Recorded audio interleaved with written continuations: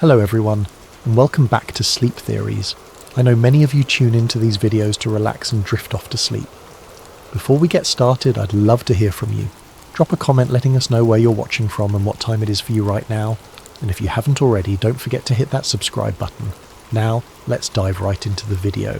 For thousands of years, people have whispered about a lost civilization, an ancient world that was rich, powerful, and far more advanced than anything humanity has ever known. This is the story of Atlantis, a place that many believe holds secrets capable of transforming the world. But Atlantis isn't just a legend. For some, it's a conspiracy, hidden away by powerful forces who want its secrets buried forever. For those who believe in the conspiracy, Atlantis represents more than just a lost city. It's a symbol of everything that has been suppressed throughout history. The idea that an ancient civilization could possess technology, wisdom, and knowledge far beyond our current understanding is both thrilling and terrifying. What if the Atlanteans had harnessed the power to manipulate energy, cure diseases, or even travel across the stars? What if they had discovered truths about the universe that we are only beginning to understand today? And yet, despite the tantalizing possibility, Atlantis remains elusive, its true nature hidden beneath the sands of time and the depths of the ocean. This, to the conspiracy theorists, is no accident. They argue that powerful elites, whether governments, shadow organisations or ancient secret societies, have worked to keep the truth about Atlantis buried, believing that such knowledge could destabilise the world's current power structures. Imagine the upheaval that would follow if such a discovery were to be made public. Industries built on oil and energy would collapse. Technologies we have only dreamed of could become reality, and the entire way we understand human history might be turned upside down. The very fact that Atlantis remains unfound only strengthens the belief that these powerful forces are actively suppressing the truth. The story of Atlantis, then, is not just a story of a lost civilization. It is a story of control, of how those who hold power might go to extreme lengths to prevent the masses from uncovering a truth that could change everything. The conspiracy doesn't just suggest that Atlantis was a real place. It proposes that what Atlantis represents is so dangerous, so revolutionary, that it must be kept hidden at all costs. The story of Atlantis begins with the ancient Greek philosopher Plato, who around 360 BC wrote about an extraordinary civilization that existed 9,000 years before his time. In his dialogues, Timaeus and Critias, Plato described Atlantis as a vast island empire beyond the Pillars of Hercules, the area we now know as the Strait of Gibraltar. Atlantis was a civilization with unmatched wealth and power, boasting vast resources, advanced architecture, and knowledge beyond the understanding of other cultures. The Atlanteans, however, grew arrogant and morally corrupt, challenging even the gods. As punishment, the gods supposedly sent a cataclysmic disaster that sank the entire island in a single day and night, taking the city and its secrets with it to the bottom of the ocean. For centuries, many believed Plato's story was merely a legend or an allegory. But over time, Atlantis transformed from a mythical place into a real mystery, captivating explorers, archaeologists, and conspiracy theorists alike. The story grew as new theories surfaced, each claiming Atlantis might not only have been real, but might also hold answers to some of humanity's deepest questions. As explorers searched for Atlantis, they proposed countless possible locations. Some pointed to Santorini, a Greek island that suffered a massive volcanic eruption that wiped out a flourishing civilization around 1600 BC. Others looked to the waters off the coast of Spain, believing underwater structures found there might be remnants of the lost city. There were even more far-flung theories that placed Atlantis in South America, under Antarctica's ice, or in the Sahara Desert, where a strange ring-like structure known as the Richat structure, nicknamed the Eye of the Sahara, resembles Plato's description of concentric rings in the city's design. Beyond the search for a physical location, the mythological aspects of Atlantis have fascinated scholars and storytellers for centuries. In Greek mythology, Atlantis represents more than just a city. It's a symbol of humanity's reach for greatness and the tragic downfall that often accompanies it. Plato's account of Atlantis wasn't just about an advanced civilization. It was a tale of ambition, power, and ultimately, divine retribution. In his dialogues, Plato presents Atlantis as a place blessed by the gods, particularly Poseidon, the god of the sea, According to legend, Poseidon created Atlantis by carving an island for his beloved mortal wife, Cleito. They had 5 sets of twin sons who became the kings of the island, dividing it into 10 distinct kingdoms. The Atlantean kings ruled over the people and were initially just, wise, and aligned with the virtues Poseidon embodied: balance, power, and respect for nature. However, over generations, the Atlanteans began to drift from these virtues, becoming increasingly greedy, corrupt, and hungry for domination. Their once harmonious society fell victim to excess, losing touch with their divine origins. This moral decline is crucial to understanding Atlantis as a myth. The Atlanteans' downfall wasn't merely a result of natural disaster, but was symbolic of divine punishment. In the ancient world, myths often served as warnings, teaching that pride and moral corruption would invite the wrath of the gods. When the Atlanteans turned away from their principles, Zeus, the king of the gods, called a council to punish them for their hubris. In a single day and night, he sent earthquakes and floods that sank the entire civilization beneath the ocean, erasing it as if it had never existed. This mythological element emphasizes the idea that Atlantis represents a golden age of human potential, lost to greed and arrogance, a recurring theme across many ancient tales. Some researchers have even suggested that the story of Atlantis draws from older myths that span multiple cultures. Similar tales of lost cities and sunken lands appear in the lore of other civilizations. The ancient Mesopotamians told the story of a great flood in the Epic of Gilgamesh, which has striking parallels to both the Atlantis myth and the biblical flood in the story of Noah's Ark. In Hindu mythology, there are references to a great ancient city named Dwarka, which was submerged by the sea after a cosmic battle.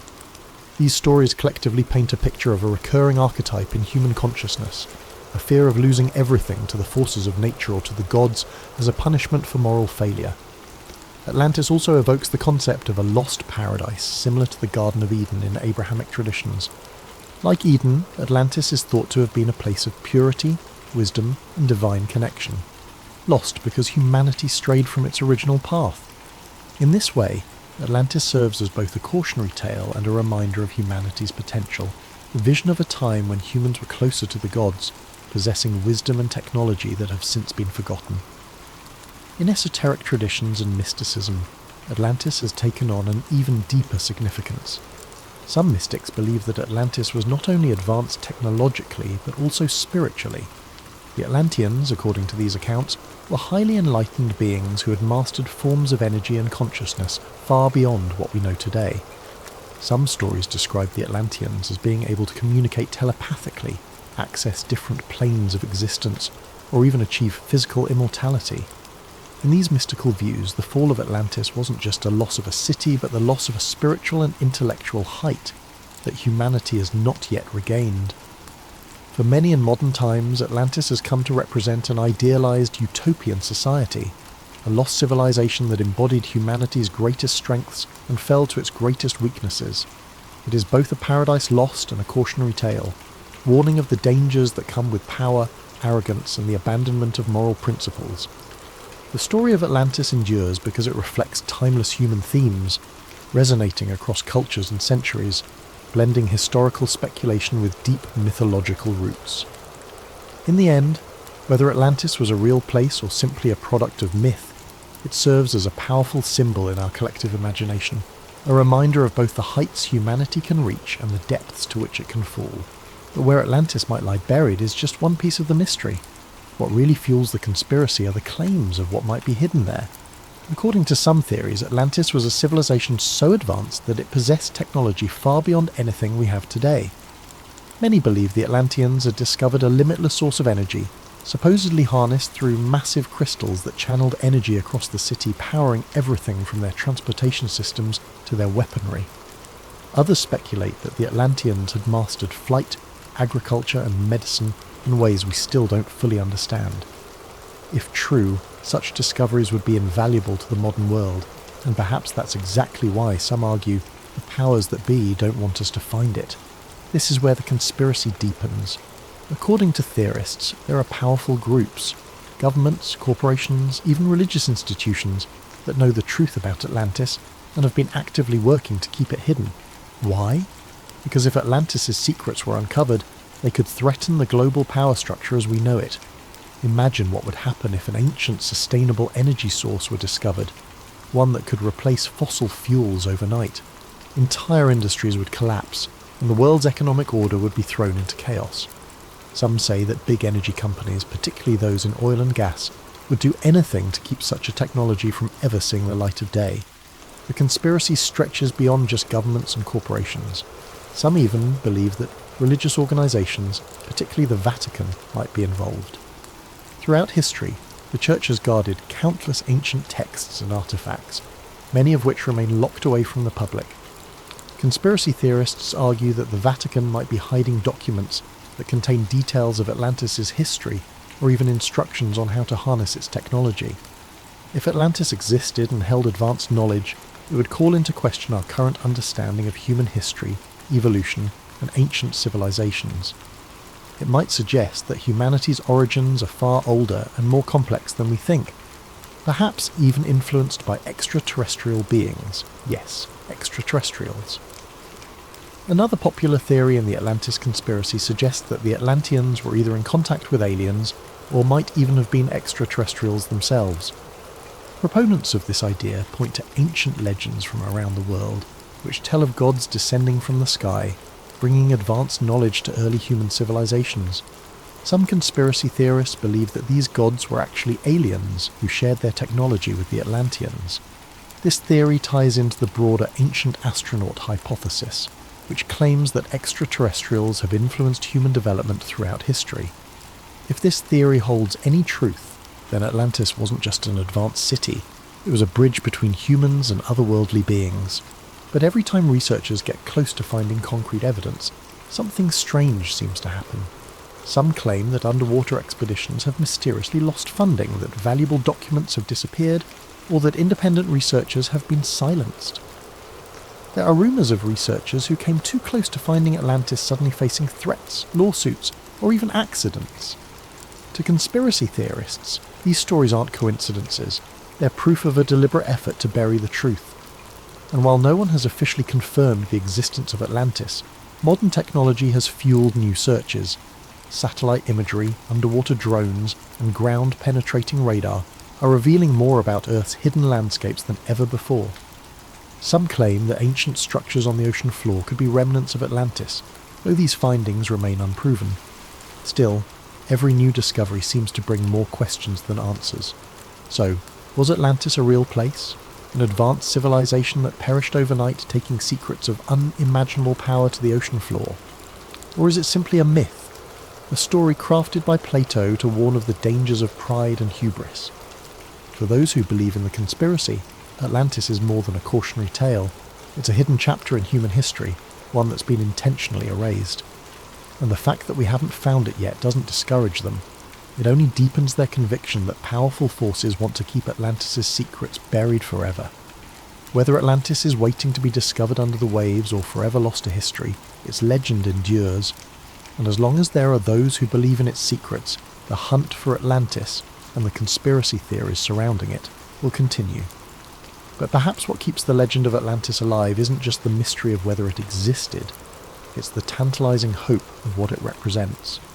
Atlantis stirs something deep in the human psyche, a fascination with lost knowledge, untapped potential, and the possibility of an ancient civilization whose achievements could still reshape our understanding of the world today. For believers, Atlantis is not just a piece of ancient history, but a blueprint for humanity's potential, a lost paradise that, if found, could open doors to discoveries beyond our wildest dreams.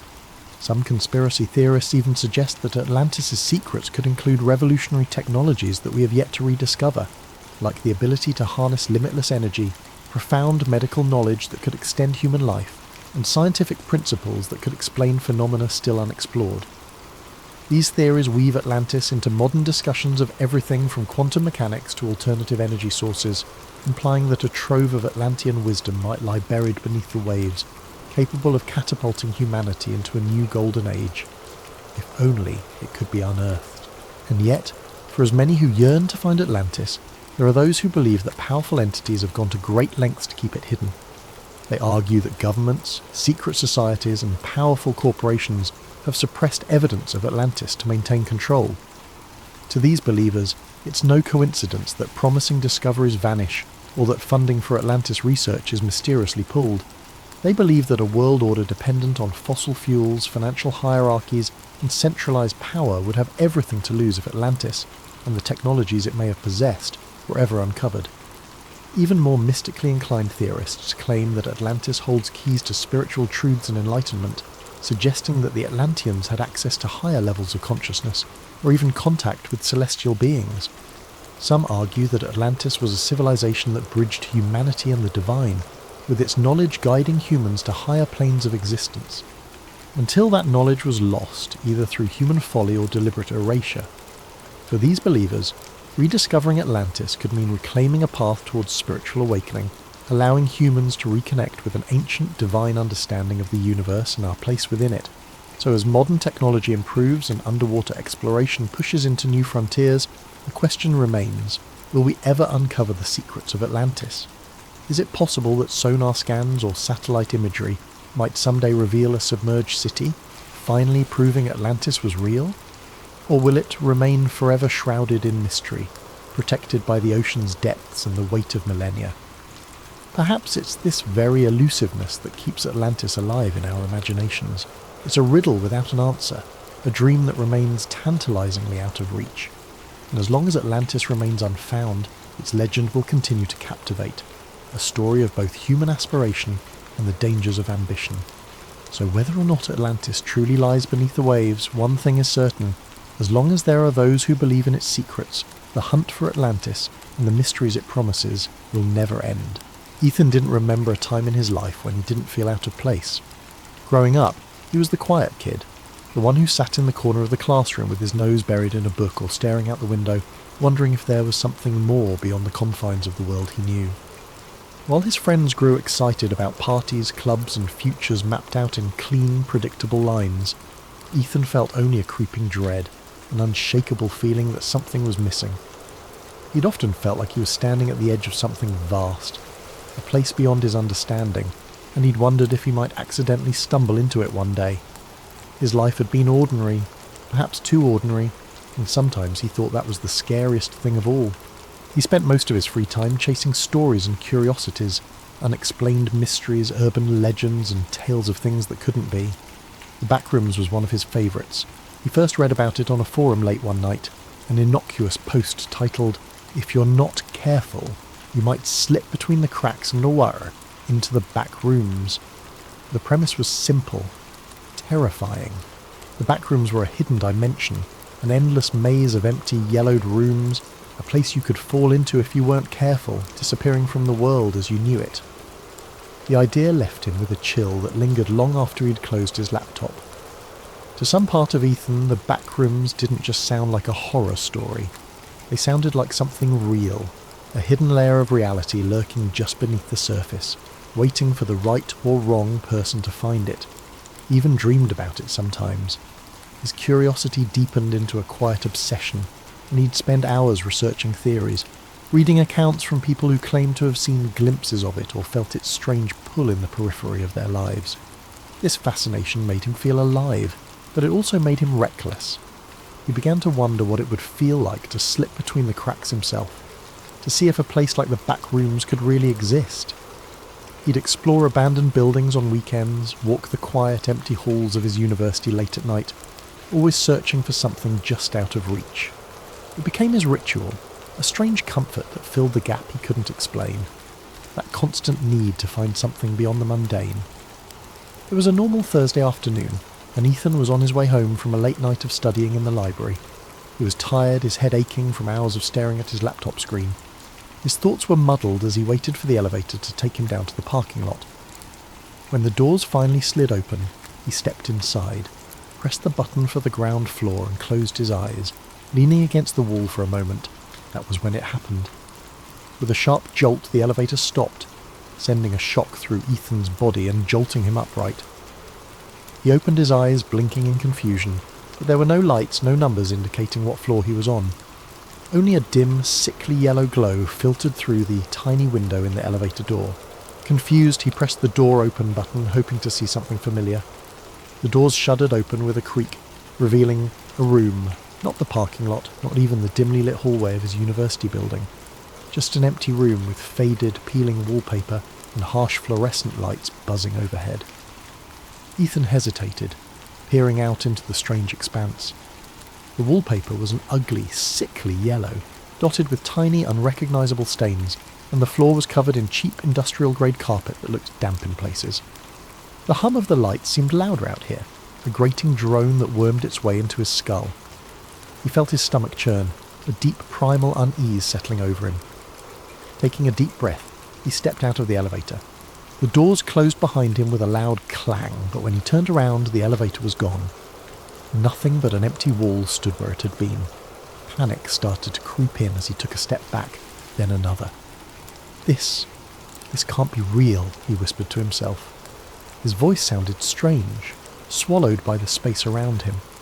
He turned, looking around, but all he could see was a vast stretch of identical yellow-tinted rooms.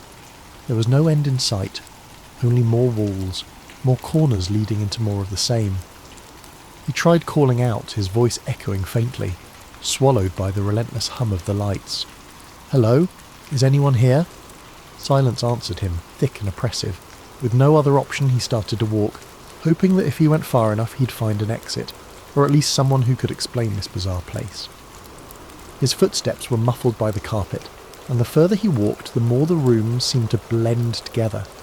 Every corner, every turn looked exactly the same, an endless maze of empty, deserted spaces. After what felt like hours of wandering, Ethan's initial fear dulled into a kind of numb desperation. He began to feel disoriented, the sameness of the place eating away at his sense of time and direction. His throat felt dry, and he realised he hadn't seen any signs of water, food, or even another living soul. Just endless rooms and the nauseating stench of stale air. Then he saw it. A shadow, flickering just beyond the edge of his vision, barely noticeable against the yellow walls. He froze, his heart pounding. The shadow was moving. "Hello," he called out again, his voice cracking. "Is someone there?" The shadow darted out of view, slipping around a corner before he could get a good look at it. His instinct was to run, to get as far away from that shadow as possible, but something compelled him forward. A morbid curiosity mingled with the faint hope of finding another human being in this nightmare. He crept forward, rounding the corner, but the shadow was gone. He continued down the hallway, the humming lights above creating a strange hypnotic rhythm that made his thoughts feel hazy and slow. Just as he was about to turn back, he heard a sound. It was faint, almost like a soft shuffling, as if something was dragging across the carpet. He held his breath, his heart hammering as he strained to hear. The sound grew louder, closer, until he could make out a strange, uneven rhythm, as though whatever was moving didn't have the same number of limbs as he did. He turned to face the direction of the noise, his eyes wide with terror. Emerging from around a corner was a figure, tall and impossibly thin, with limbs that seemed too long, too stretched, as though they'd been pulled like taffy.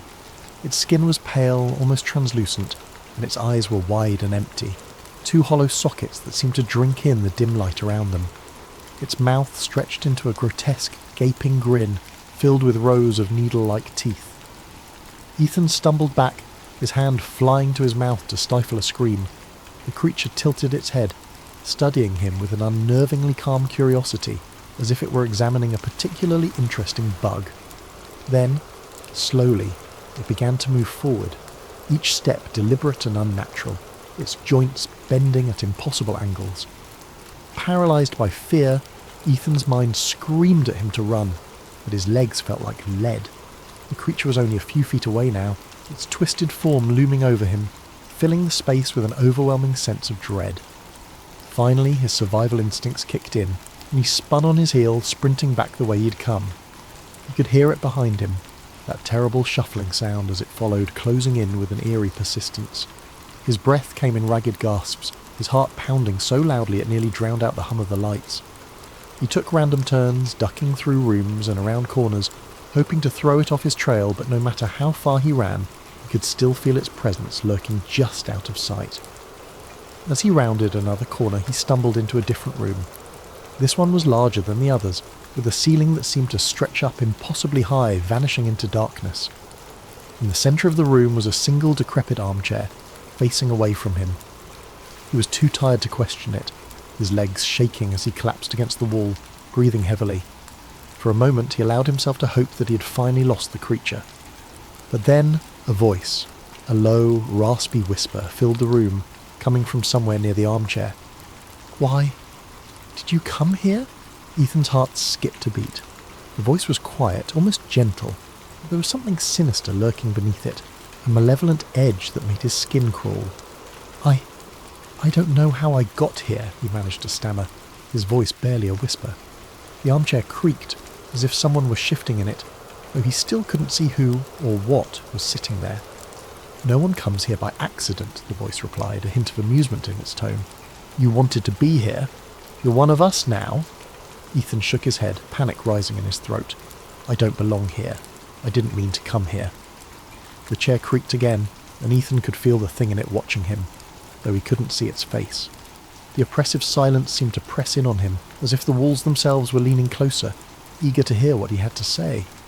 "You belong here now," the voice continued, a strange warmth in its tone, like a parent soothing the frightened child. "The back rooms have chosen you. There's no way out." As the words sank in, Ethan felt a cold, hollow emptiness fill his chest. He wanted to scream, to run, but he was too exhausted, too drained by the endless maze of rooms and the oppressive hum of the lights. He sank to his knees, his mind racing, searching for some semblance of hope, some way to escape this nightmare. But deep down, he knew the truth. There was no way out. The back rooms were endless, a labyrinth of yellow walls and flickering lights, stretching on forever, trapping him in their suffocating embrace. The thing in the armchair chuckled softly, a sound that echoed off the walls, filling the room with a dark, mocking joy. "Welcome home, Ethan," it whispered. And as the lights flickered above him, casting long shadows that seemed to close in from every corner, Ethan felt himself slipping away, the last fragments of his sanity dissolving into the hum of the fluorescent lights. He was home. After his harrowing escape from the back rooms, Ethan struggled to return to his normal life. He tried to convince himself that it had been a nightmare, the result of exhaustion and a wandering mind. But deep down, he knew the truth. He'd been there, in that endless maze of yellow rooms, the echoing hum of fluorescent lights buzzing in his ears, the creature with the impossibly long limbs hunting him through every corner and corridor. He'd only narrowly escaped, stumbling back through an elevator that had seemed to appear out of nowhere and waking up in the real world as though nothing had happened. Weeks passed, but the back rooms haunted him. He saw glimpses of it in reflections, in dark corners, even in the university hallways that had once seemed so ordinary. He developed a hyper-awareness, a dread that every corner he turned would lead him back into that yellow, buzzing nightmare. His friends noticed his anxiety, his sleeplessness, but he couldn't bring himself to tell anyone. How could he explain something so surreal, something he could hardly believe himself? He was sure it would get better with time, but his dreams betrayed him. Almost every night he would return to the back rooms in his sleep. He would wander through its endless corridors, its stale, musty air thickening with every breath. No matter how he tried to direct his dream, no matter how aware he became, he was always drawn deeper into the maze. And in every dream the creature was there, lurking in the shadows, watching him with those empty eyes, that horrible grin. One night Ethan jolted awake, sweat pouring down his face, the hum of the fluorescent lights still ringing in his ears. His pulse pounded as he sat in the darkness of his room, clutching his bedsheets. It was a nightmare, just a nightmare, he told himself over and over. But the line between waking and sleeping was blurring, and he began to feel as though the back rooms were calling to him, beckoning him back. Despite his growing fear, something within him stirred, a curiosity, or perhaps a sick obsession. The fear of returning to the back rooms was tempered by an undeniable pull, a whisper that told him he hadn't yet seen everything there. He was certain it would swallow him whole if he went back, but some part of him felt he had to know the truth of what lay beyond those endless yellow rooms. The uncertainty gnawed at him, tugging at the back of his mind until he could think of little else. One Friday night, after another sleepless week, he gave in. It was as though he were possessed, acting on some deep unspoken impulse. He found himself back in the library, a little past midnight, with nothing but the quiet hum of the building to keep him company. He rode the same elevator he'd taken the last time, pressing the ground floor button, feeling the jolt as the elevator began its descent. But this time, there was no jolt to stop him. The elevator smoothly reached the ground floor, and the doors slid open to reveal the quiet university lobby. Disappointed and relieved in equal measure, he let out a shaky laugh. He'd been foolish, he thought, to believe the back rooms could be summoned by something so simple. As he stepped out of the elevator, he froze. The lobby looked different. The lights were dimmer, the walls slightly yellowed, and an odd damp smell hung in the air.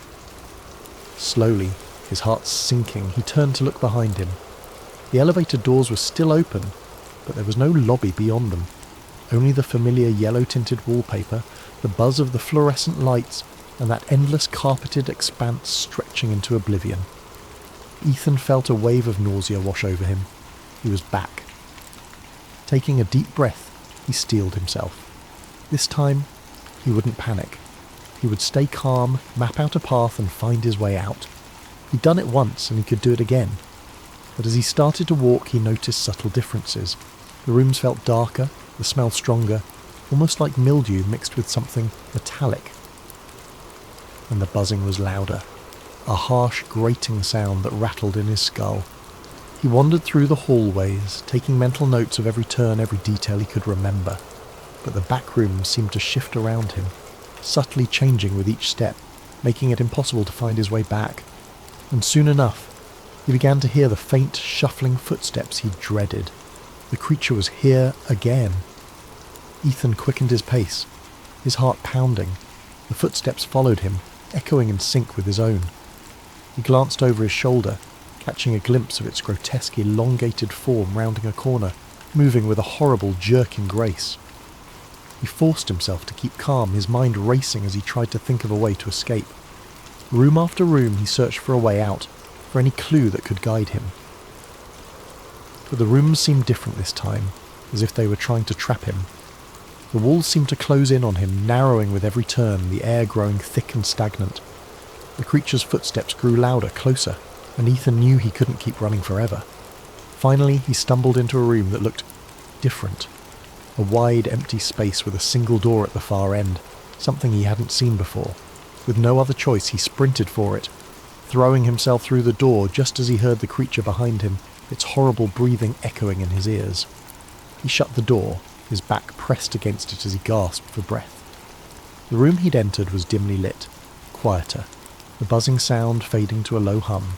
The wallpaper was still that sickly yellow, but the atmosphere felt different, almost like a forgotten place, untouched even by the back rooms. In the centre of the room was a large rusted metal door, unlike anything he'd seen in his previous visits. With a surge of hope, he moved towards it, gripping the cold handle. He pulled and the door swung open, revealing a dark, narrow passage. He didn't hesitate. He stepped inside, the door closing with a heavy thud behind him. The passage stretched on, the air growing colder, the walls narrowing until he could barely fit through. He squeezed his way down the hallway, his hands brushing against rough, uneven walls, and as he moved he noticed something strange. The buzzing of the fluorescent lights was gone, replaced by an eerie silence, broken only by the faint drip of water echoing somewhere in the distance. He kept moving forward, the passage twisting and turning in unpredictable ways. The deeper he went, the darker it became, until he was stumbling blindly, feeling his way along the walls. His sense of direction was gone. He was deep within the back rooms, deeper than he'd ever been before, in a place that felt hidden, even from the horrors he'd already encountered. Finally, he saw a faint glimmer of light ahead. Desperate, he hurried toward it, his heart racing with hope. As he reached the end of the passage, he found himself standing before another door, this one old and weathered, with strange symbols etched into the wood. With trembling hands he opened it, stepping through into his room, his own bedroom, dimly lit by the first light of dawn. Ethan stared in disbelief, feeling the familiar softness of his carpet beneath his feet, the quiet hum of the city outside his window. He was home, truly home. He took a deep breath, his heart finally beginning to slow. For a long moment, he simply stood there, letting the reality of his escape wash over him. The back rooms had let him go. Somehow, he'd finally escaped. But as he sank onto his bed, exhausted, he couldn't shake the feeling that the back rooms were still with him, lurking in the shadows of his mind. The buzzing of the fluorescent lights, the stale smell, the creature's hollow eyes, all of it haunted him, a presence he could feel even in the safety of his room. And then he realised with a shiver that the room felt colder than usual. A subtle, creeping chill filled the air, seeping through the walls, brushing against his skin like fingers trailing ice.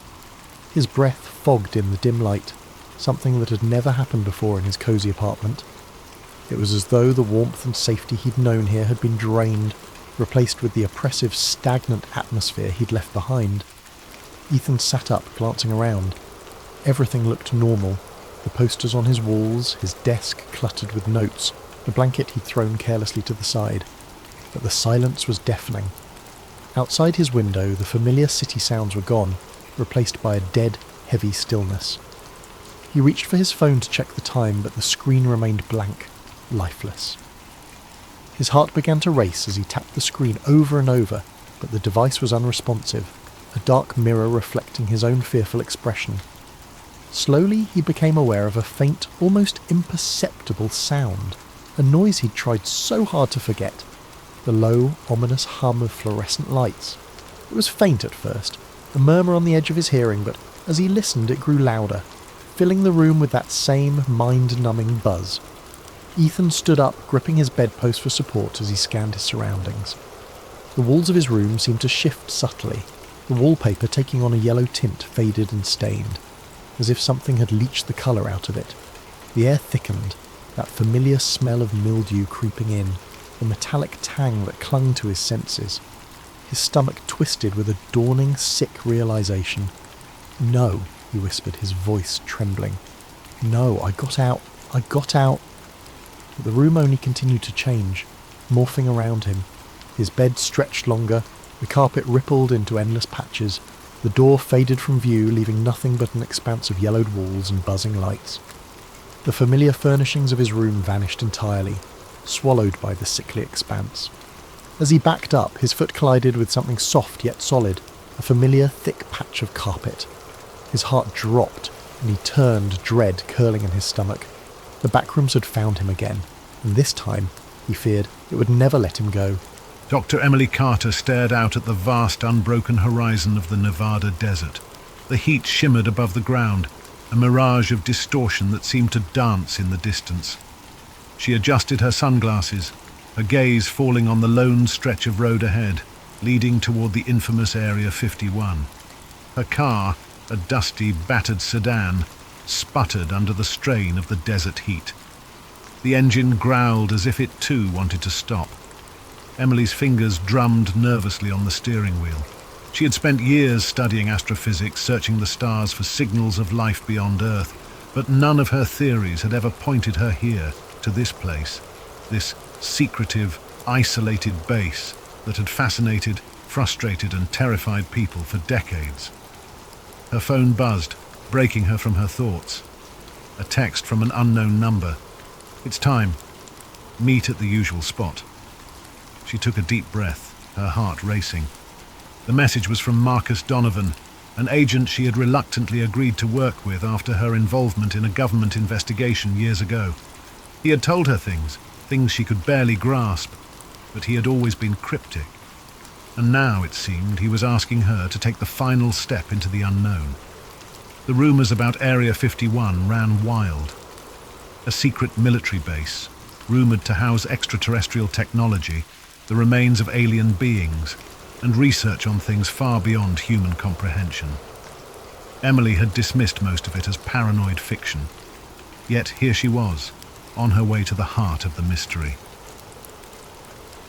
The car rolled to a halt in front of a weather-beaten wooden shack by the side of the road. There was no sign, no indication of what it was, only a lonely structure that seemed out of place. Emily parked and stepped out, squinting against the harsh sun. A shadow appeared in the doorway of the shack. Marcus Donovan. He was tall, with sharp features, and the kind of composed demeanor that made him seem like a man who knew how to control every situation. He wore a black suit, the collar of his white shirt slightly unbuttoned in the heat, his sleeves rolled up, but there was something in his eyes, something that betrayed the calm facade he wore. "Emily," he said, his voice low, "we need to move quickly. They're already watching." Emily's pulse quickened and her breath caught in her chest. "Who's watching? Who are they?" Marcus glanced around, as if ensuring they weren't being overheard, then nodded toward the distant hills. "The ones who never stop. The ones who keep the truth hidden." Emily followed his gaze, her mind racing. For the first time in years, she felt the chill of fear creep up her spine. "What's really going on here, Marcus?" He turned and motioned for her to follow him into the shack. Inside it was dark and musty, with peeling walls and dusty furniture, but there was a faint hum of activity, a buzz that suggested something beyond the ordinary. "You're about to find out," Marcus said quietly. "It's all here, the answers you've been searching for, and the ones you might wish you hadn't found." The journey to Area 51 was not what Emily had expected. The sun began to set, casting an eerie glow over the barren landscape as they drove deeper into the desert. The roads grew narrower, the air thinner. Emily tried to shake the sense of foreboding that had settled in her stomach, but it lingered like a weight. As they approached the base, Marcus finally spoke again, his voice low but steady. "I'm not going to lie to you, Emily. What you're about to see will change everything you know about the world. It's not just about aliens. It's about something far more dangerous." Emily frowned. "What do you mean? You're talking like this is bigger than UFOs and government cover-ups." Marcus hesitated, glancing over at her. "It's bigger than anything you've ever imagined. I've seen it. I've been part of it. And now, you're going to be too."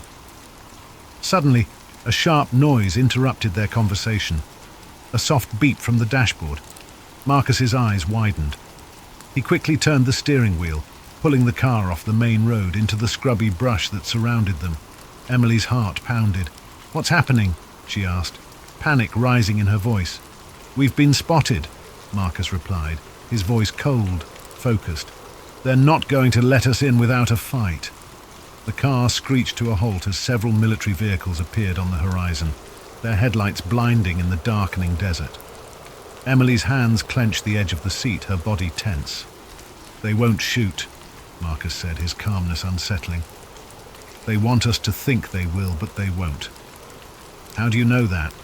Emily asked, her voice shaking. "Because they want us to see the truth," Marcus replied, his eyes darkening. "And they know that the more we see, the harder it will be to forget." The military vehicles closed in, but as they reached a few hundred feet from the car, they stopped. The silence that followed was suffocating, as if the desert itself had drawn a deep breath. Then a man stepped out of the lead vehicle, a figure clad in black, his face obscured by the shadows of his hat. Marcus turned to Emily, his expression unreadable. "It's time." As they approached the entrance to Area 51, the massive steel gates loomed before them, heavy and impenetrable.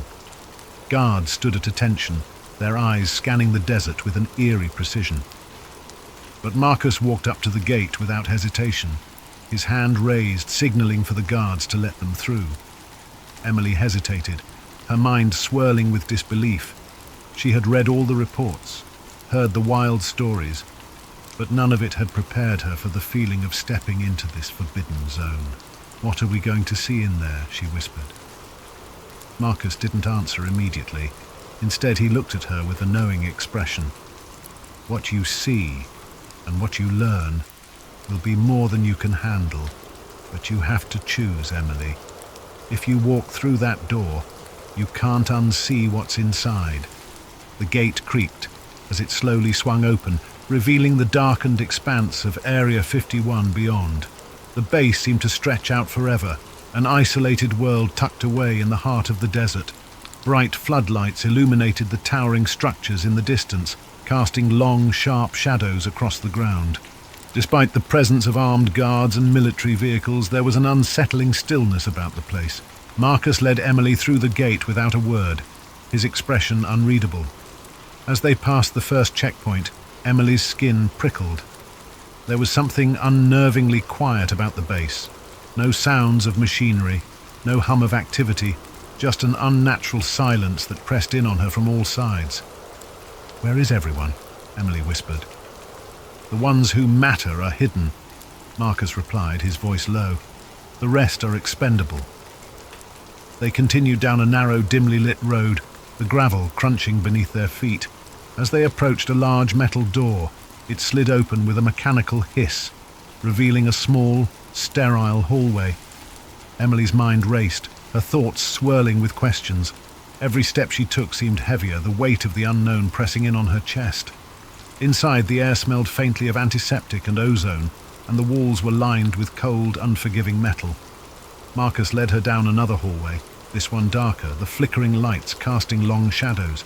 At the end of the hall was another door, this one far more secure, with biometric scanners and a series of codes required to unlock it.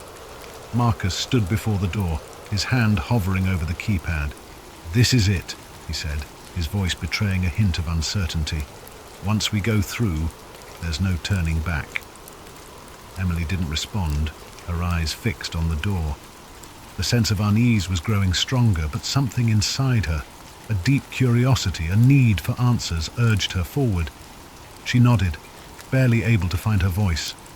"Let's go."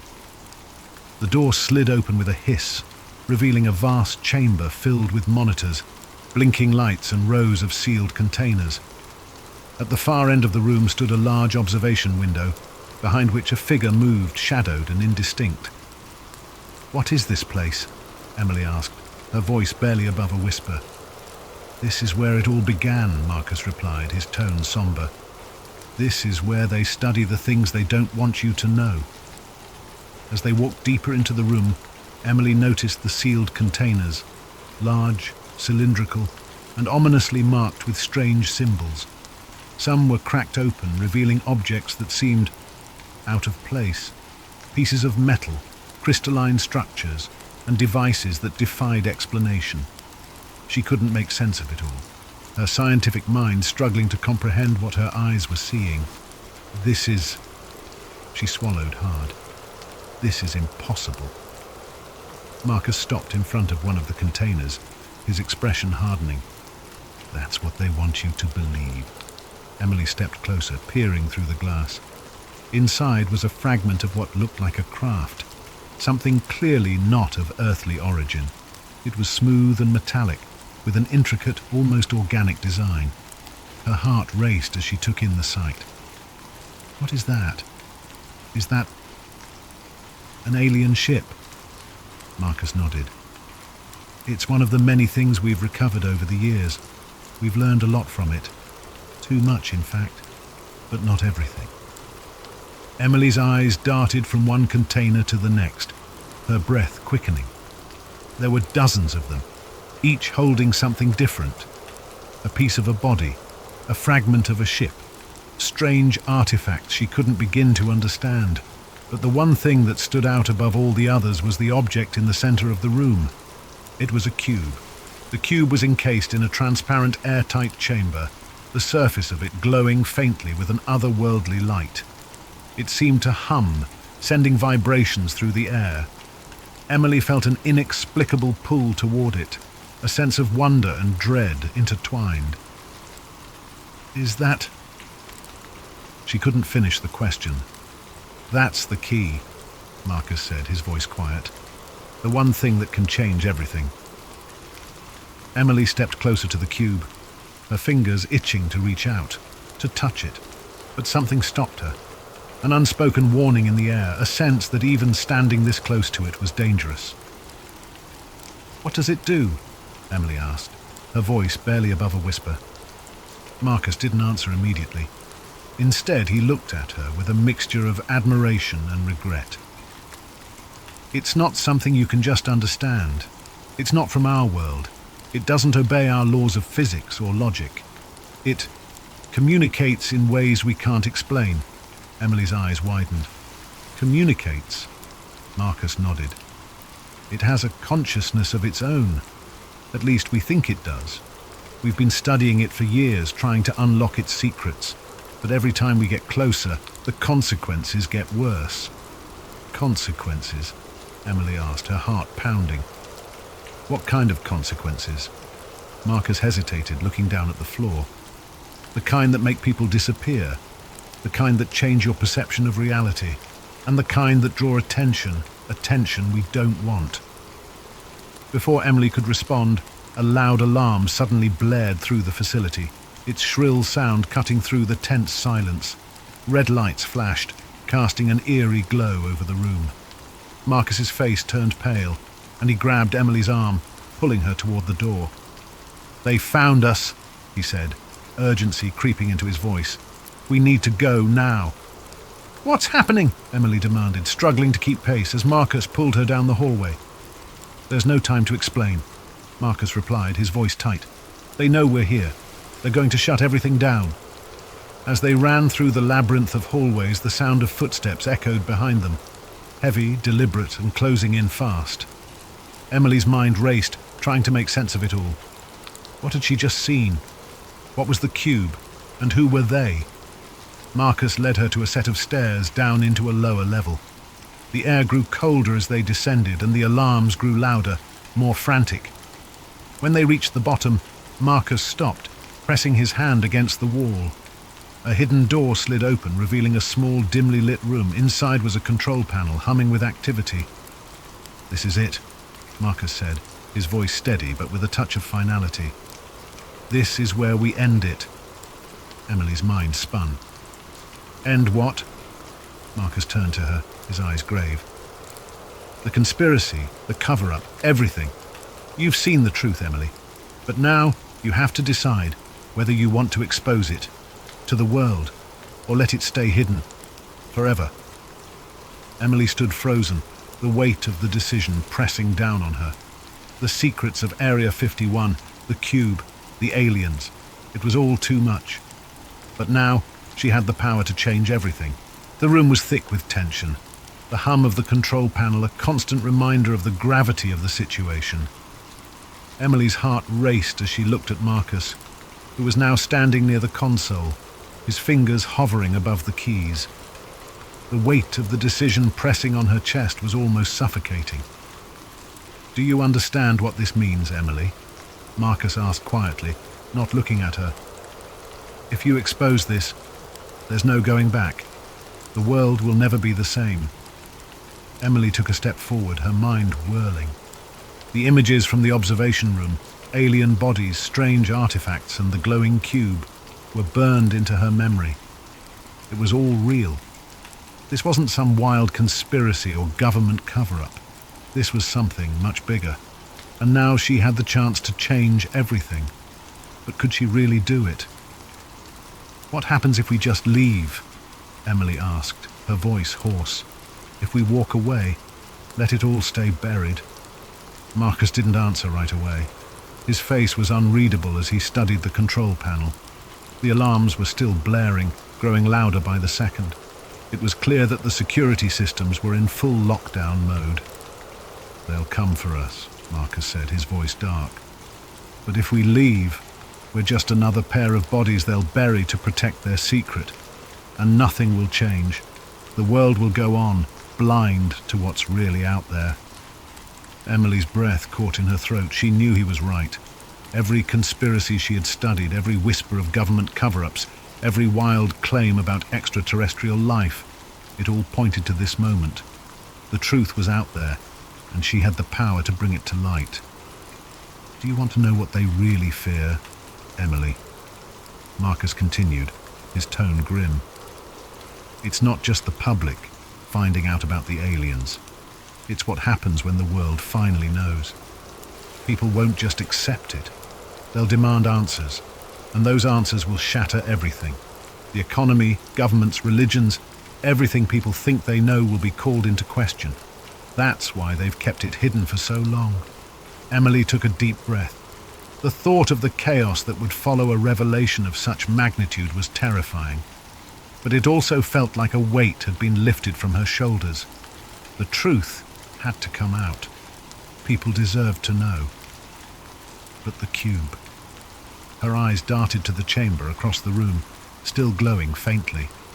She remembered the hum, the strange pull it had on her, as if it were calling to her, asking her to understand. There was more to this than just aliens or technology. There was something else, something deeper. She stepped toward the control panel, her hand shaking as she reached out to Marcus. What happens if I activate it? The cube, I mean. What does it do? Marcus's face paled slightly, and for the first time Emily saw a flicker of fear in his eyes. I don't know. We've tried to interact with it, tried to learn from it, but it doesn't work the way anything else does. It's not just a piece of technology. It's alive. It reacts to human presence, to thought. Some of us believe it might even be a kind of gateway, or perhaps a communication device. But activating it could have consequences we can't predict. It might expose us to things we're not ready for. Emily hesitated, her fingers hovering just above the control panel. She thought about the decades of silence, the secrecy, the lives that had been lost to protect whatever was inside this base. Then we need to find out, she said, her voice steady. We can't leave here without understanding what it really is. Marcus didn't argue. Instead, he stepped back, giving her space. You're right, but you have to make sure you're ready for what's coming. Whatever happens, you can't undo it. Emily nodded, steeling herself for what was ahead. She took a deep breath and pressed the button. The room shook. At first it was a subtle vibration beneath her feet, like a low-frequency hum running through the walls, but then it intensified, the floor trembling as if the entire building was being affected by something far beyond human comprehension. The cube's glow grew brighter, pulsing in rhythm with the vibrations. The air around them seemed to thicken, distorting in the unnatural light. Emily's skin tingled, as though the very atmosphere had changed. What's happening? Emily asked, her voice rising in panic. Is this supposed to happen? I don't know, Marcus shouted over the noise. Get away from it! But it was too late. The light from the cube suddenly exploded outward in a blinding flash, engulfing the entire room. Emily threw up her arm instinctively, shielding her eyes from the intensity of the light. The sound was deafening, like the roar of 1,000 voices, all speaking in unison. And then, everything went still. The silence was absolute. Emily opened her eyes slowly, cautiously. The room around her was exactly the same, except for one thing. The walls, the ceiling, the floor, they all seemed to shimmer, as if reality itself had been altered. The faint hum that had filled the room was now gone.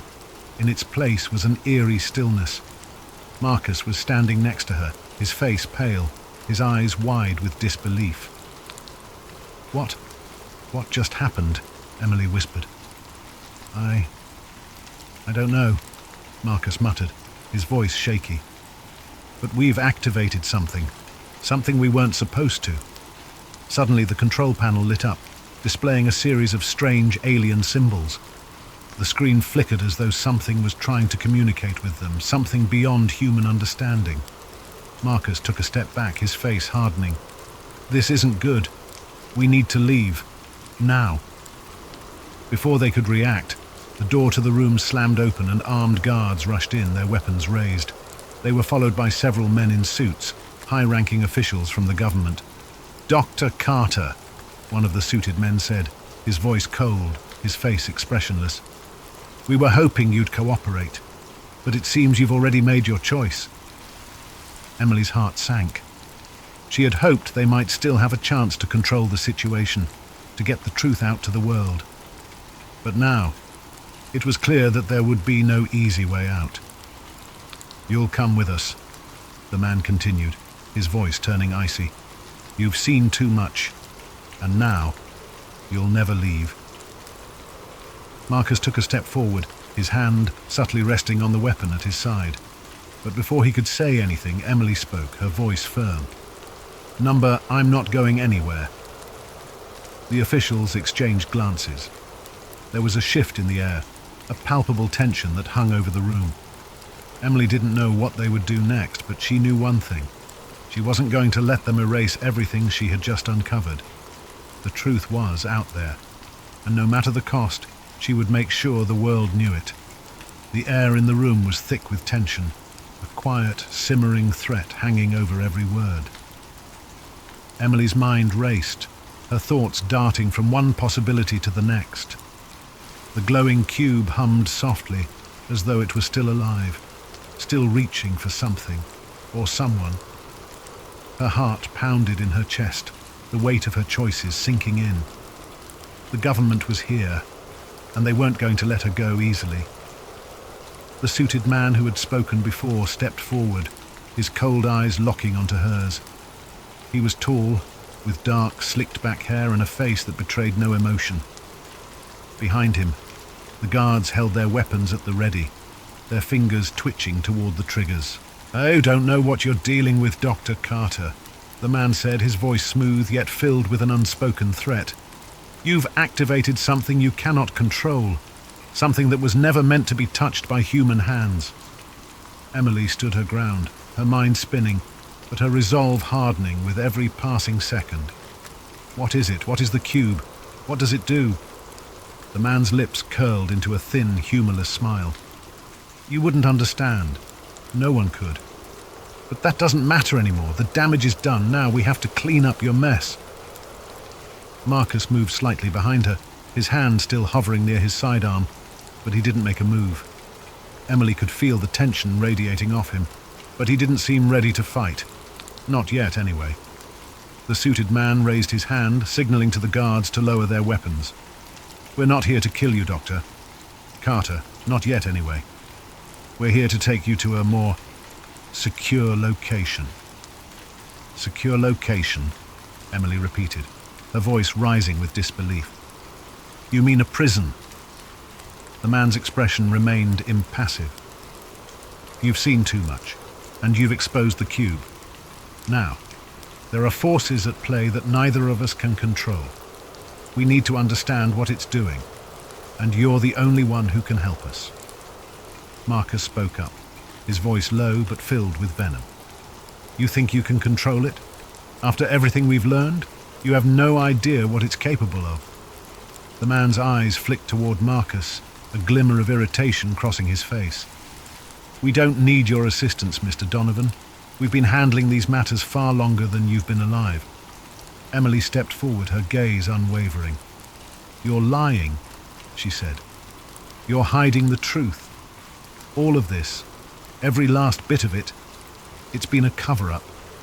You're afraid of the power of that cube, and you want to suppress it, bury it before it exposes everything."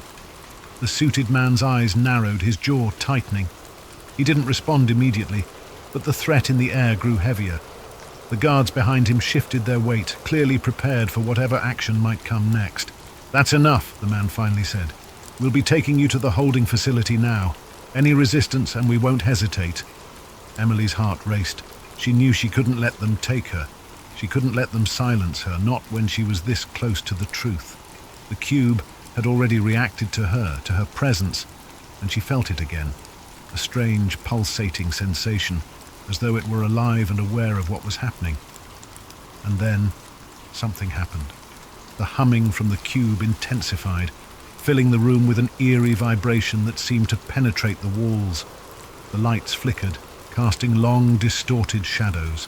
The air grew thick and heavy, as though something else was trying to break through, to enter this space from somewhere beyond.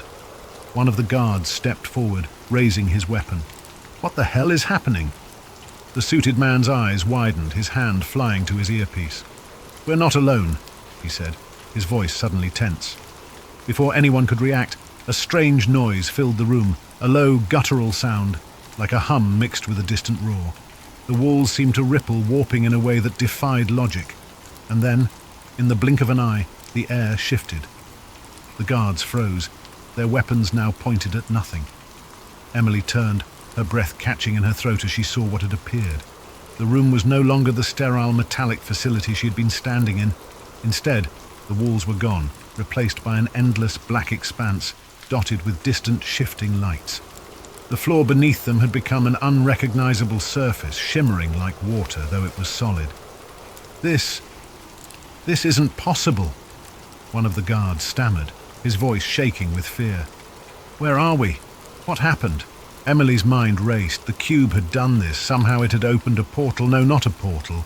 It was something deeper, something that connected dimensions, timelines, worlds. She didn't know how or why, but it was clear now. The cube wasn't just a piece of technology. It was a doorway to something far greater, far more dangerous. The suited man looked frantic, his hands shaking as he tried to recalibrate the control panel, but it was useless. The panel was dead, the symbols on the screen flashing erratically. Nothing responded. "This is impossible," he muttered, almost to himself. The cube was never meant to activate like this. It was supposed to stay dormant, sealed away. "Then why didn't you just leave it alone?" Marcus spat, his voice filled with contempt. "Why did you think you could control something so far beyond your understanding?" The suited man turned, his face pale, his eyes wild. "You think you're in control now? You think the cube just did this on its own? You have no idea what you've unleashed." Emily looked around at the distorted alien landscape that now surrounded them. "Then what is it? What is the cube? Why does it have this power?" The suited man opened his mouth, but no words came out. Instead, the room seemed to tremble once more. The strange hum intensified, growing louder, more insistent. Then, suddenly, a voice filled the air, a deep, resonant voice that seemed to echo from every direction. "You have opened the door." The voice was not human. It was ancient, reverberating through every cell of Emily's body. It felt like the very fabric of reality was bending, like the universe itself was speaking directly to her. The suited man's face twisted in horror. No, it wasn't supposed to. Emily's heart raced. "Who are you? What are you?" "I am the way," the voice continued, its tone calm but filled with an undeniable power. "The cube is but a guide, a key to unlocking the knowledge that you have long forgotten. But be warned, child of Earth, the truth comes with a price." The air vibrated with the words, and Emily felt something deep within her stir. It wasn't just a voice. It was a presence, a consciousness far beyond human comprehension. The suited man stumbled back, his face ashen. "We've made a grave mistake," he muttered, almost to himself. Emily turned to Marcus, her mind still racing. This is it. This is what they were hiding. Marcus's gaze was steady, but there was fear in his eyes. This is just the beginning. The deep voice continued to reverberate through the air, filling every corner of the strange, distorted room. The ground beneath them shimmered like liquid glass, reflecting fragmented images of alien worlds, distant stars, and technologies far beyond human comprehension. The suited man's face twisted in terror, his hands shaking as he grasped for the control panel that no longer worked. I told you," he gasped, his voice trembling. "This was never supposed to happen." Emily turned to Marcus, her mind racing, her body humming with the energy that filled the room. The cube, now pulsating at the center of it all, had opened a doorway to something incomprehensible, a force that none of them were prepared for. But now the truth was undeniable. The government had been hiding something far more dangerous than they'd ever let on. "We have to stop it," Emily said, her voice low, steady. "Whatever it is, it can't be allowed to go further." Marcus looked at her, his expression serious. "Stopping it won't be easy. The cube didn't just open a door. It's connected us to something much older than this planet. We've awakened something, and it doesn't want to go back to sleep." Before Emily could respond, the voice spoke again, louder, more commanding. "The time of secrets has ended. The gate is open, and the old ones shall return." The air seemed to crackle with energy, and a deep, unsettling hum vibrated through the room as the ground beneath them began to tremble. The once solid walls now seemed to ripple, as though reality itself was beginning to fold in on itself. Emily felt a pull, something powerful, something ancient. She could sense it in the very air she breathed. The cube had unlocked something far greater than just knowledge. It had called forth an ancient force, a cosmic intelligence that had watched over the universe for millennia. "What are the old ones?" Emily whispered, her voice thick with awe and fear. The voice answered, but this time it seemed to come from within her own mind. "The old ones are the guardians of the universal truth. We watched as your species took its first steps into the stars, and now we return to guide you. The choice is yours, to join us in the rebirth of a new era, or to perish in the echoes of your own ignorance." The ground continued to shake, and Emily could feel the weight of the decision pressing on her. The truth was there, waiting to be revealed, a truth that could change everything about how humanity viewed its place in the universe. The power of the cube, the presence of the old ones, it was all connected, but at what cost? The suited man, now visibly broken, collapsed to his knees. "No, we didn't understand," he sobbed. "We never knew what it would truly mean. We thought we could control it." The cube's light grew even brighter, and Emily knew time was running out. She turned to Marcus, who had remained eerily calm despite the chaos. "Marcus, we have to make a decision. Right now," she said, her voice steady despite the fear gnawing at her. "The truth is here, but do we expose it? Do we let the world know what's really out there?" Marcus stared at the cube, his face shadowed with the weight of the moment. "We can't unsee it," he said softly. "The truth is already out there, Emily. But whether the world is ready for it, that's another question." The ground trembled again, and the voice spoke once more urgent this time. "The gateway is closing. The choice must be made now." Emily took a deep breath, her hands shaking. She knew what had to be done. The world couldn't stay in the dark forever. Humanity needed to understand its place in the grand scheme of things, even if it meant the collapse of everything they knew. She stepped forward, closer to the cube, feeling its energy surge through her. "We have to reveal it," she said firmly. "We can't let them hide it anymore. The world deserves to know the truth. The old ones, they're offering something beyond our understanding. But they're also giving us the choice to change, to evolve."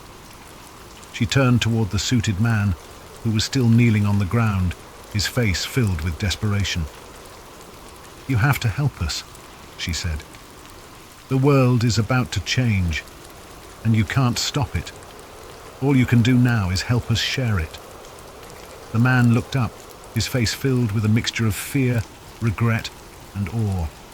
He knew the truth now, and there was no turning back. But as Emily moved to activate the final sequence, the cube pulsed once more, its energy crackling violently. She hesitated, sensing something was wrong. A loud, screeching noise filled the room, followed by a flash of light that blinded them all. When the light finally faded, everything was still. The room was back to its original state. Its walls, floors, and lights were all exactly as they had been when they first entered. But something had changed. The energy in the air felt different, heavier, charged with a sense of finality. Marcus stepped forward, glancing around. What just happened? Where did it go? Emily felt a cold shiver run down her spine. The cube was gone, and in its place there was a single simple message on the control panel. "The truth has been set in motion. There is no going back." The voice of the old ones had fallen silent, but its presence still lingered in the air, as though they were watching, waiting. Emily knew that whatever happened next, the world would never be the same. The truth about the cube, about the forces beyond their comprehension, had been set in motion. Humanity was on the cusp of something far greater than they could have ever imagined, but the price had already been paid, and now the future would unfold, whether they were ready for it or not. Ellis James had been fascinated with birds for as long as he could remember. As a child, he'd spend hours perched on the windowsill of his family's modest suburban home, watching sparrows flit between the branches of the maple tree in their front yard. While other kids played video games or rode bikes, Ellis would lose himself in the delicate motions of wings and beaks, the way the tiny creatures seemed to exist in a world just slightly out of reach. His father, a quiet man with a love of nature, had been the one to introduce Ellis to birdwatching. Every Sunday morning the two would wake up before dawn and drive out to the nearby wetlands, binoculars in hand. Ellis could still remember the way the early light shimmered on the water, the air filled with the sharp calls of herons and the soft chirps of wrens. His father would point out each species, describing their habits and migrations with the kind of reverence most people reserved for gods. "Birds are freedom," his father once said. "They don't belong to anyone, they just are." When Ellis was 11, his father passed away suddenly, a heart attack stealing him away in the middle of the night. For weeks afterward, Ellis found himself retreating to their favourite birding spots, clutching his father's old field guide and straining to hear his voice in the rustling leaves. The birds became his solace, their songs filling the silence his father had left behind. As Ellis grew older, his passion for birds only deepened. He joined local bird-watching groups, attended conservation lectures, and devoured every book on ornithology he could find. He even toyed with the idea of becoming a wildlife biologist, though life had a way of steering him elsewhere. Instead, he ended up in a corporate job that paid the bills but left him yearning for the wild. Birdwatching remained his sanctuary. On weekends, he'd escape to parks and reserves, binoculars around his neck and notebook in his pocket. He found joy in the little things, the flash of red on a cardinal's wing, the looping call of a wood thrush. But in recent years, something had started to feel off. The birds seemed fewer, their songs quieter. Some of his favourite species hadn't shown up in the usual places, and he'd begun to notice strange patterns in their behaviour. He dismissed it at first, blaming climate change or urban expansion. Then came the conspiracy theory. At first, Ellis laughed it off like everyone else. Birds aren't real? Absurd. But the more he heard about it, the more it gnawed at him. The internet was flooded with memes and evidence. Everything from grainy videos of pigeons moving robotically to supposed whistleblowers claiming to have worked on secret avian surveillance projects. Ellis didn't want to believe it. Birds had been his constant, his connection to his father and to a world beyond human constraints. The idea that they could be something artificial, something controlled, was unthinkable. But all that changed the day he found the pigeon.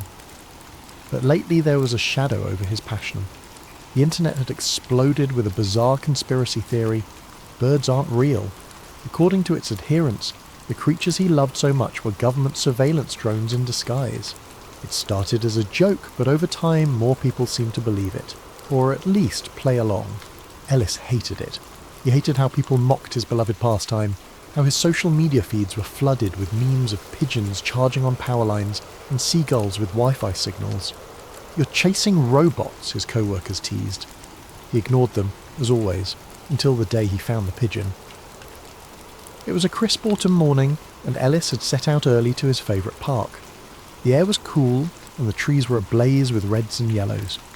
He was watching a flock of starlings dart across the sky, and something on the ground caught his eye. A bird, twitching unnaturally. Ellis crouched beside it.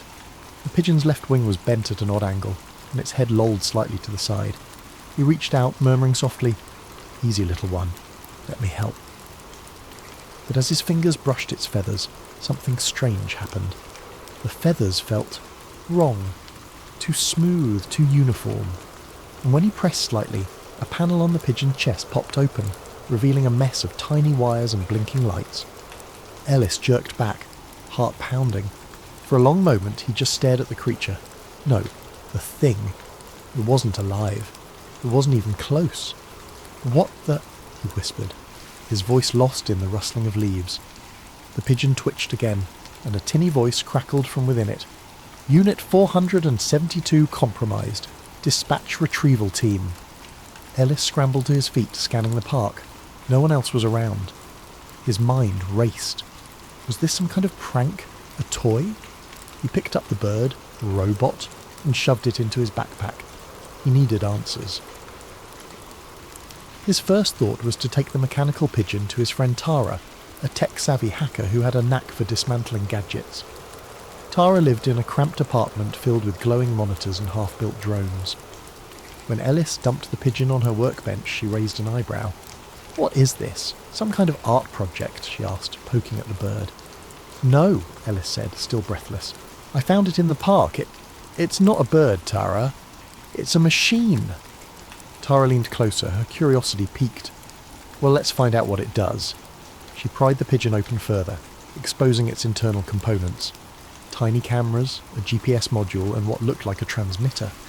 "Holy crap," Tara muttered. "This thing is loaded.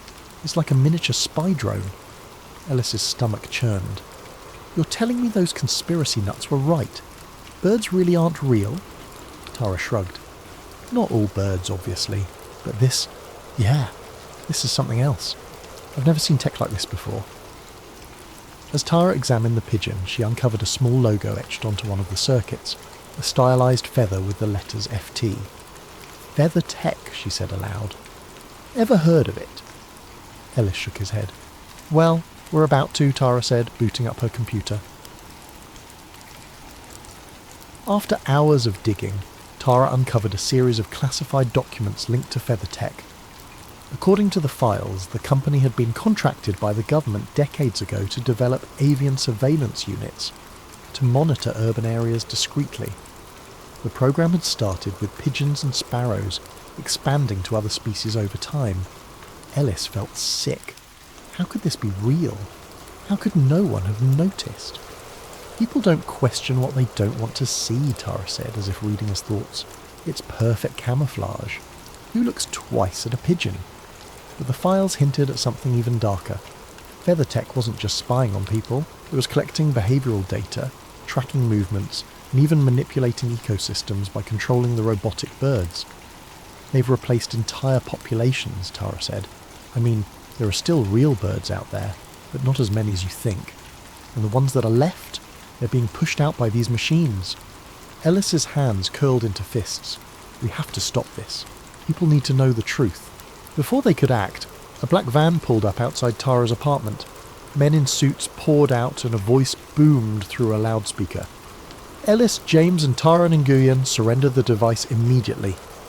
Tara cursed. They must have tracked the pigeon's signal. The two of them grabbed the robotic bird and fled through the back alley. The chase was relentless, with drones buzzing overhead and agents cutting off every escape route. In a desperate move, Ellis and Tara ducked into the city's abandoned subway tunnels. There, in the dim light, they devised a plan. Expose FeatherTech by hacking into its central server and releasing the documents online. Breaking into the facility was no easy feat. Tara hacked security systems while Ellis navigated through halls filled with cages of robotic birds awaiting deployment. As alarms blared, they managed to upload the files to a public server, but not without a price. Tara was captured, her last words to Ellis ringing in his ears as the agents closed in. "Go! Finish it!" she had shouted, a defiant grin on her face even as they dragged her away. Ellis had barely escaped with the pigeon in hand, stumbling through the maze of FeatherTech's facility before slipping into the dark streets. He didn't stop running until he reached the safety of the city's outskirts, the weight of Tara's sacrifice pressing heavily on his chest. In the days that followed, the files they had uploaded spread like wildfire across the internet. The documents were damning, proof of decades of surveillance, manipulation and ecological interference. The public was outraged. News anchors dissected the revelations with grim faces. Politicians scrambled to issue statements, and protests erupted in cities around the world. FeatherTech's headquarters were stormed by investigators. Their executives paraded before hearings that gripped the nation. Lawsuits piled up. Whistleblowers came forward, adding even more layers to the scandal. The government, caught in the maelstrom, had no choice but to denounce the program and dismantle it piece by piece. For the first time in years, the skies began to change. Real birds, the ones that had been pushed to the fringes by their mechanical counterparts, slowly started to return. Their songs, tentative at first, grew louder as their numbers swelled. Ellis watched them with a mixture of relief and sorrow, knowing the world might never fully understand what had been lost in the years of deceit. But Ellis himself could not return to his old life. He was a fugitive now, wanted for his role in exposing FeatherTech and the secrets it had kept hidden for so long.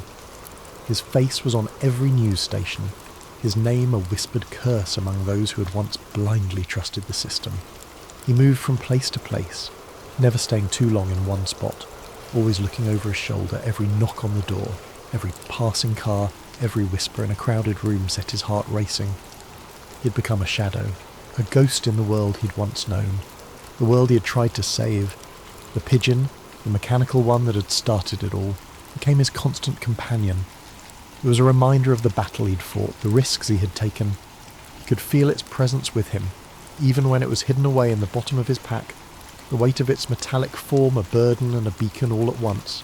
It was a symbol of everything that had gone wrong and everything that still needed to be righted. But it also carried the questions that lingered in Ellis's mind, the nagging doubts that refused to be silenced. Had he truly uncovered everything? Had he even scratched the surface? Or had he only exposed the tip of the iceberg, unaware of the far-reaching consequences of his actions? As the days passed, Ellis began to realise that the world was changing, but it wasn't clear if it was for the better. While the government had promised transparency and accountability, whispers of similar programs began to surface. New forms of surveillance, new ways to monitor and control. The fight wasn't over, not really. The shadow of FeatherTech might have been lifted, but there were darker forces at play, and Ellis could no longer ignore them. They had made him a fugitive, but the government wasn't the only one with secrets. There was a deeper, more insidious network behind everything, one that hadn't been exposed yet. Ellis could feel it, like a weight pressing down on his chest, and he knew one thing for sure. The battle was far from over. The world was changing, but it wasn't clear if it was for the better. While the government had promised transparency and accountability, whispers of similar programs began to surface. New forms of surveillance, new ways to monitor and control. The fight wasn't over. Not really. Ellis found himself drawn to the wild places, far from the cities and the machines. He spent his days in forests and wetlands, watching the skies and recording the songs of the real birds. They were louder now, freer. He liked to think they were reclaiming what had always been theirs, and yet he couldn't escape the nagging doubt that followed him like a shadow. Every time he saw a pigeon perched on a power line or a seagull circling above, he wondered, was it a real bird, or one of the remnants of FeatherTech's program? Were they truly gone, or had they simply gone deeper underground, hiding in plain sight? Sometimes he thought he could tell the difference. The real ones moved with a kind of grace, a spontaneity that the machines could never quite replicate. But other times, he wasn't so sure. A crow might tilt its head just a little too precisely, or a sparrow might follow him for miles, its eyes unblinking. One evening, as he sat by a quiet lake, he noticed a lone pigeon land on the grass nearby. It cocked its head, watching him in a way that felt almost intentional. He held his breath, waiting for some sign, some clue to its nature. "Are you here to watch me?" he murmured softly. The bird didn't answer, of course. It simply fluffed its feathers and stared out over the water. Ellis smiled to himself, shaking his head. Perhaps it didn't matter anymore. Whether real or mechanical, the birds were still here, still a part of the world, and so was he. As the sun dipped below the horizon, painting the sky in shades of orange and purple, Ellis leaned back and closed his eyes. The sound of wings filled the air, a soft rhythmic beating that reminded him of his father's words long ago. Birds are freedom. They don't belong to anyone. They just are. For the first time in what felt like years, Ellis let himself believe it might be true. But the freedom he sought was fleeting. Just as the last light of the sun dipped below the horizon, Ellis felt the familiar sense of unease creep back into his bones. It was a feeling he'd come to know all too well since his role in exposing FeatherTech. The government hadn't just let go of its control. The disappearance of the program had been a smokescreen, a way to divert public outrage while they secretly recalibrated. Ellis had uncovered the conspiracy, but in doing so, he had also made himself the target. And now they were hunting him, more determined than ever. The first sign came just days after that quiet night by the lake. Ellis had decided to stay in a small cabin in the mountains, isolated from the world. He had hoped the distance would offer some protection, a brief respite from the ever-growing paranoia. But the world wasn't so easy to escape anymore. One evening he heard a distant hum, barely audible at first, as if the air itself was vibrating. He stepped outside, squinting into the evening twilight. The trees were still, the forest eerily quiet. But there it was, a small drone no larger than a sparrow, hovering just above the tree line. It didn't seem to notice him at first, but once it did, it darted off into the distance. Ellis's heart pounded. They were here. They knew where he was, and they weren't going to stop. He spent the next few days moving from one remote location to another, always looking over his shoulder. At times, he thought he could hear the mechanical hum of a drone, so faint it might have been his imagination, but deep down he knew they were watching him. The more he moved, the more it became clear. The government hadn't just abandoned their bird surveillance program, they'd refined it. What had once been a fleet of robotic pigeons meant to infiltrate the skies had now evolved into a far more insidious network. The birds weren't just spying on citizens anymore, they were hunting him. The more he moved, the more it became clear. The government hadn't just abandoned their bird surveillance program, they'd refined it. What had once been a fleet of robotic pigeons meant to infiltrate the skies had now evolved into a far more insidious network. The birds weren't just spying on citizens anymore, they were hunting him. It wasn't just a matter of tracking movements or recording conversations. They had become tools of oppression, roaming through the air like silent predators, their cameras and sensors constantly scanning the streets below. And they were getting smarter. Ellis felt the weight of their presence, a constant shadow that lurked just beyond his line of sight. Everywhere he went, he saw them, perched on street lamps, soaring overhead, or flitting through the trees in the park. Every rustle of wings seemed like an accusation, every chirp a warning. The birds had learned to mimic their natural counterparts perfectly, blending into the environment in ways that made them nearly impossible to distinguish from the real thing. But there was no mistaking the cold precision in their movements. They weren't just birds anymore. They were eyes. Hundreds of eyes, watching, calculating, waiting for the perfect moment to strike. Ellis couldn't shake the feeling that he was being followed, tracked with a chilling accuracy that made the air itself feel oppressive. And the more he thought about it, the more he realised it wasn't just about surveillance anymore. The network was evolving, adapting, and the birds themselves were becoming the enforcers of a new, unseen order. They were everywhere, all-seeing and all-knowing, a living net that encircled the world. It was only a matter of time before they found him. He couldn't afford to stay in one place for long. Each time he thought he'd outsmarted them, they found him again. A flash of a camera lens from behind the trees, an unmarked van parked near a gas station. It was as though the walls of the world were closing in, as if no matter how far he ran, they would always know where he was. It didn't take long for Ellis to realise that these mechanical birds weren't just spies. They were tools, trained to follow, to listen, and to report back. The very creatures he'd once revered, that had led him to the truth, were now the instruments of his undoing. He'd exposed the lie, and now they were determined to silence him, to erase the knowledge he had spread to the public. One night, while camping in a remote valley, Ellis heard the unmistakable sound of rustling in the trees. He froze, his breath catching in his throat. The forest was unnervingly still, too still. Then he saw it, the silhouette of a bird almost too perfectly outlined in the moonlight, hovering just above the tree line.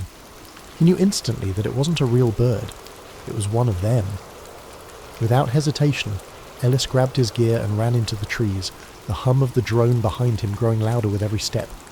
He darted between the trees, desperately trying to evade the mechanical pursuit. The pursuit wasn't just relentless, it was precise. Every move he made, the birds seemed to anticipate, always a step ahead. In his frantic escape, Ellis realised the horrifying truth. There was no longer any escape. The government wasn't just trying to catch him. They were using the very creatures he had once fought for to track him down. The birds, once symbols of freedom, had become his jailers. What had started as an insidious surveillance program had now morphed into a living, breathing trap. They were everywhere. The chirp of a sparrow, the flap of a raven's wings. It was all part of the net closing in around him. No matter where he ran, the mechanical birds were always a few steps behind, always watching, always listening. His every move was known before he made it. It didn't matter how deep into the wilderness he ventured, how many back roads he took, or how far he tried to hide. They were part of the landscape now, part of the world he had once cherished. The birds, once free, had been turned into hunters, and he was their prey. The forest no longer felt like a refuge. It felt like a cage with no doors.